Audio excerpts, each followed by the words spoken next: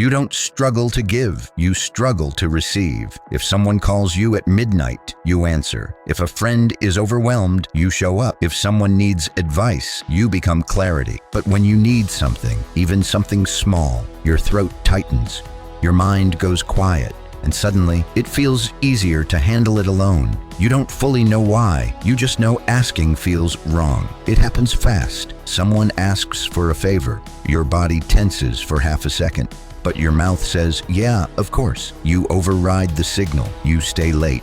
You adjust. You accommodate. And when someone asks how you're doing, you say, I'm good, not because you're lying, but because explaining feels heavier than carrying it alone. Here's the part most people won't say. Helping feels safe. Needing does not. Not because you're selfless, not because you're strong, but because somewhere early in your life, your nervous system learned a rule. Being needed keeps you connected. Needing things risks disconnection. Maybe love felt conditional.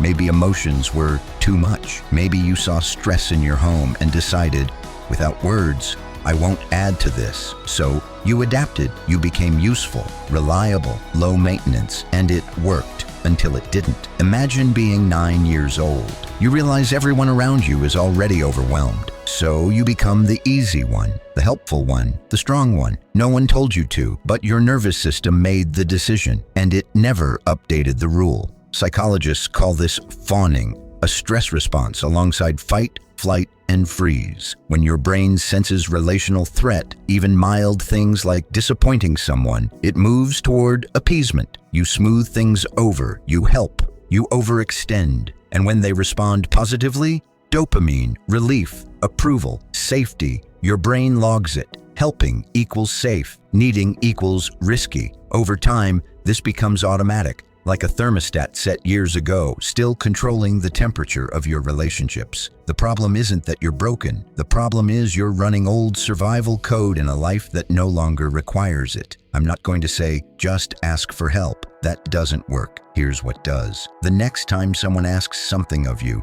notice the half second before you respond. That tightness, that urge to say yes immediately. Pause. One breath. That breath activates the part of you that chooses instead of reacts. You're not changing your personality. You're interrupting autopilot. Your nervous system needs evidence, not insight. Evidence. Start small. Ask someone else to choose the restaurant. Admit you're tired instead of performing energy. Let someone carry something for you. Nothing dramatic will happen, and that's the point. Every small, safe experience rewrites the rule. You're at dinner, you're drained. Old pattern, smile.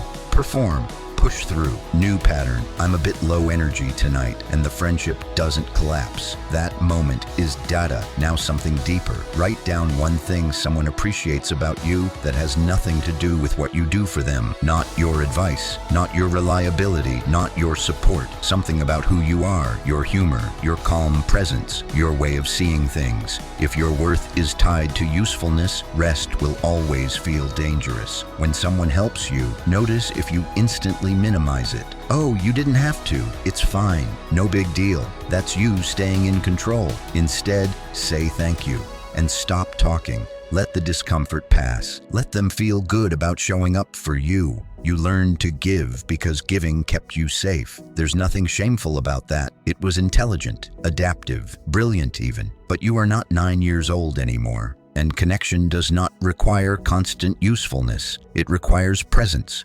Sometimes that means being present in your own need. You've been the strong one for a long time, the stable one, the dependable one, the one people lean on. But somewhere along the way, you stopped seeing yourself as someone allowed to lean back. You are not a support system. You are a person. And the people who truly care about you are not waiting for you to need less. They're waiting for you to let them see more. That's not weakness, that's healing. And it starts in the smallest pause before the next automatic yes. Thank you for watching.